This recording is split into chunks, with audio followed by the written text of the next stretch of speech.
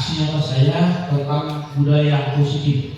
Ya, budaya positif ini saya coba berikan kepada kita semua apa yang telah saya dapatkan dari materi yang saya pelajari di modul 1.4 di program guru penggerak budaya positif.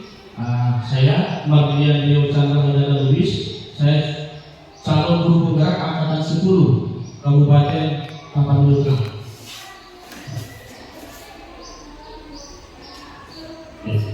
Budaya positif merupakan perwujudan dari nilai-nilai universal yang diterapkan di sekolah. Nilai-nilai universal ini maksudnya banyak nilai, ada bertanggung jawab, ya, ada mandiri, banyak nilai-nilainya. Ini sesuai juga yang kita bahas kemarin tentang visi sekolah kita. Di visi itu kan ada nilai-nilai, maka juga diterapkanlah itu di budaya positif. Menerapkan budaya positif adalah suatu hal yang harus dilakukan oleh seorang guru. Jadi seorang guru wajib dengan penerapan budaya positif maka akan menghasilkan suatu ekosistem sekolah yang penuh dengan suasana positif. Hal positif itu akan mudah tertular jika lewat secara konsisten dan tentunya dengan secara kolaborasi. Ya, sama yang kita sebutkan tadi, apapun ceritanya, kita adalah teamwork. SD negeri 152 1 adalah teamwork antara gurunya dengan kepala sekolahnya dengan orang tua muridnya, bahkan dengan muridnya. Kita harus berkolaborasi untuk menciptakan budaya positif di sekolah. Ada 7 ya yang harus kita pelajari, kita pahami dalam budaya positif. Konsep dasar budaya positif. Yang pertama, perubahan paradigma belajar. Yang kedua, disiplin positif. Yang ketiga, perubahan dasar manusia. Yang keempat, motivasi perilaku manusia. Yang kelima, posisi kontrol. Yang keenam, keyakinan keras. Dan yang ketujuh, Bapak Ibu, segitiga restitusi. Untuk yang ketujuh, kemarin sudah saya ambil videonya. Ada video yang lalu. Oke, Bapak Ibu, selama ini yang kita pikirkan bahwa setiap orang itu cara berpikirnya sama, ya kan? Setiap orang itu cara pandangnya sama. Itu yang dinamakan dengan paradigma stimulus respon. Jadi kita berpikir bahwa semua orang itu berpikir hal yang sama, maka kita berpikir tindakan kita juga kepada mereka bisa kita samakan. Kalau untuk di sini karena sudah berubah paradigmanya, maka di sini dikatakan bahwa cara berpikir itu berbeda. Cara berpikir anak yang satu dengan lain berbeda. Cara berpikir kita, saya dengan ibu kedua berbeda. Ya, maka tidak boleh sama. Jadi dikatakan kita harus guru berusaha memahami pandangan murid. Perilaku guru murid memiliki tujuan. Kalau sekarang ini kan, kalau murid yang bermasalah berarti itu sudah yang sangat buruk. Langsung kita hukum, langsung kita ada. Kalau sekarang tidak bisa. Kalau ada murid yang bermasalah, kita harus bisa mengontrolnya, kita harus bisa mengajaknya, membawa dia keluar dari kesalahan itu. Itu cara berpikirnya, ya, berubah cara berpikirnya. Yang berikut, disiplin positif. Selama ini kita kalau dengar kata disiplin berarti harus ikut aturan, harus ikut arahan, tidak boleh melenceng. Kenapa? Kalau melenceng dapat hukuman. Padahal disiplin di sini dikatakan adalah bagaimana seseorang bisa menggali potensi dirinya. Jadi kalau kita bisa berdisiplin, maka kita bisa menggali potensi diri kita. Inilah yang akan kita terangkan juga nanti kepada anak-anak kita. Bagaimana anak kita nanti bisa kita ajak menguasai dirinya, ya, menguasai dirinya yang pertama, dan dia bisa menghargai. Kalau kita sudah tidak bisa menghargai diri kita, maka jangan harap orang lain bisa menghargai kita. Nah, itulah dia. Jadi saya buat di sini yang praktis. Sebagai pendidik, tujuan kita adalah menciptakan anak-anak yang memiliki disiplin diri sehingga mereka bisa berperilaku dengan mengacu pada nilai-nilai kebajikan universal. Jadi anak itu kalau dia berdisiplin bukan karena disuruh, bukan karena dipaksa, tetapi kita harus bisa menumbuhkan dia memiliki disiplin diri karena dari hatinya.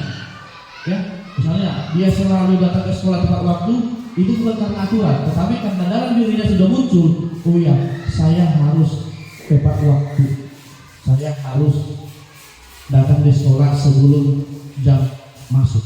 Itu yang harus kita munculkan, jangan karena paksaan. Jadi murid kita harus bisa berdisiplin tanpa ada paksaan, tetapi harus dari dirinya sendiri. Itu. Karena apa? Ada 5 kebutuhan dasar manusia. Ini harus selama ini kita tahu, tapi tidak kita sadari. Yang pertama Bapak Ibu, kebutuhan untuk bertahan hidup.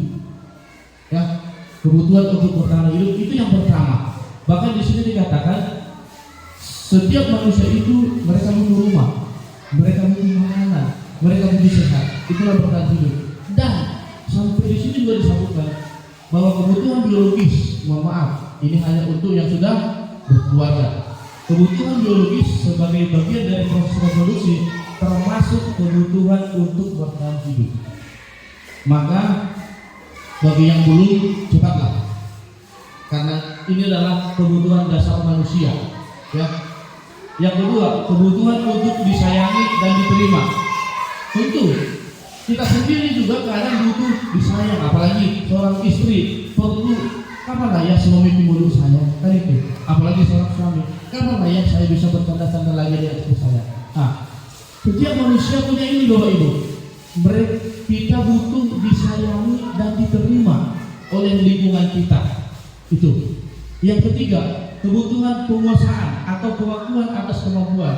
Tanpa kita sadari, kita sering membuat sebuah tindakan yang tindakan kita itu menunjukkan ini loh saya, ya kan? Ini loh saya.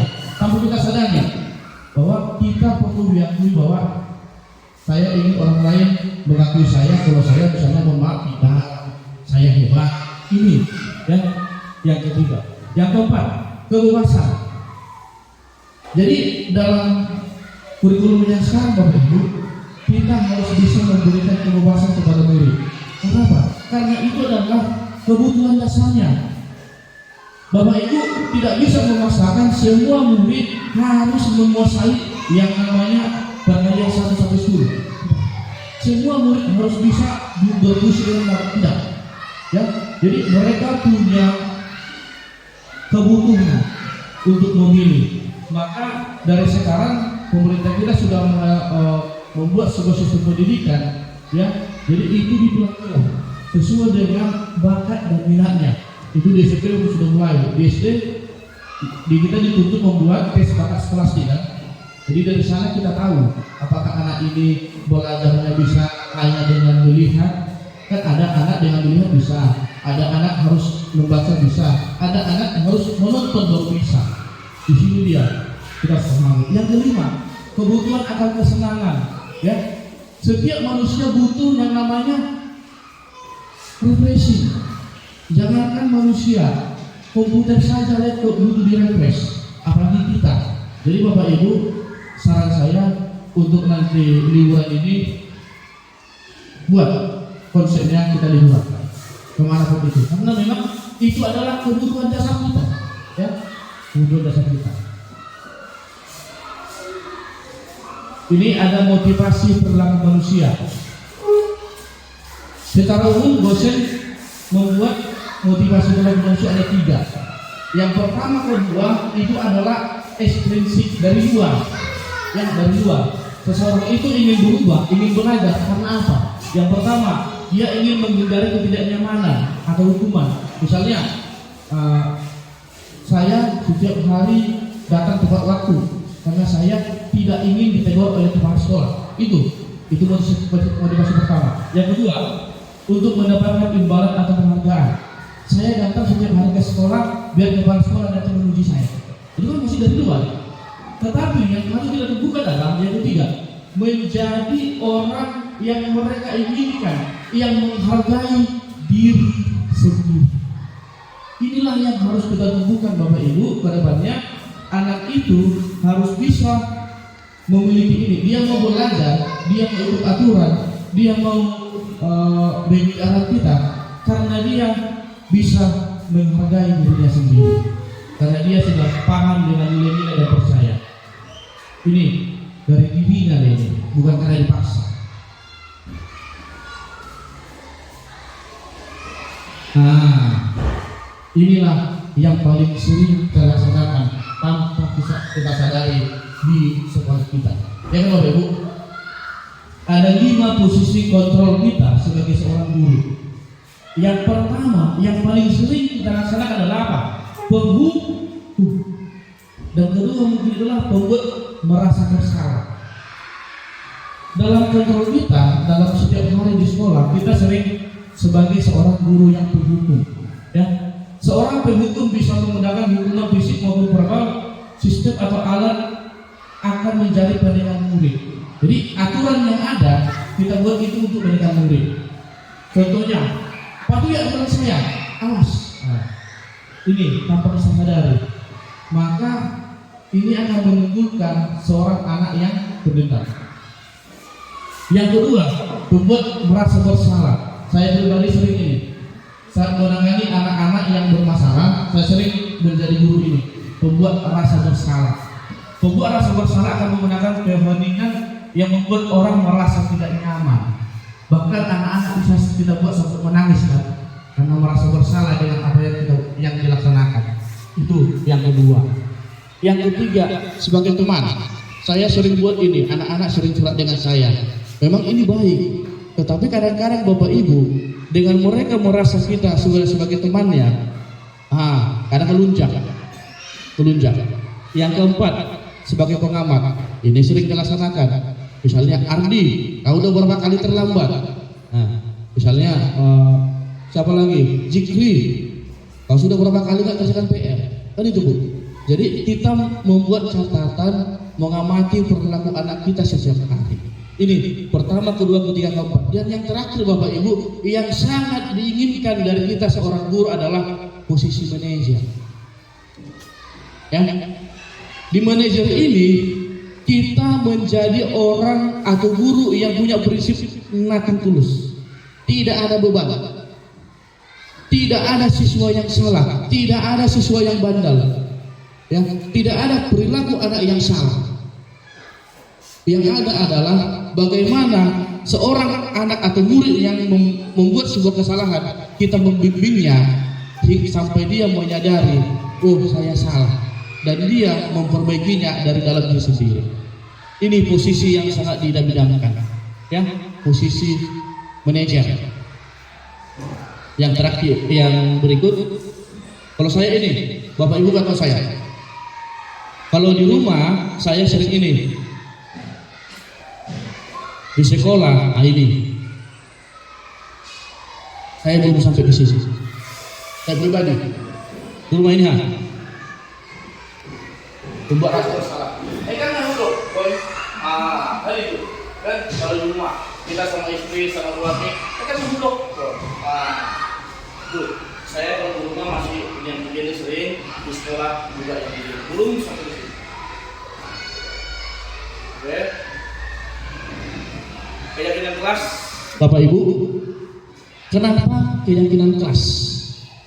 Keyakinan kelas adalah suatu pikiran secara bersama, berarti murid dan guru. Kalau selama ini kan enggak, kita yang buat kan, ini peraturan kelas kita, ya kan Bu? Kalau sekarang tidak, harus bersama murid dan guru. Ya, kenapa kita tidak membuat peraturan, tapi keyakinan? Ini Bapak Ibu, ini kan aksi nyata kita kan? Aksi nyata kita.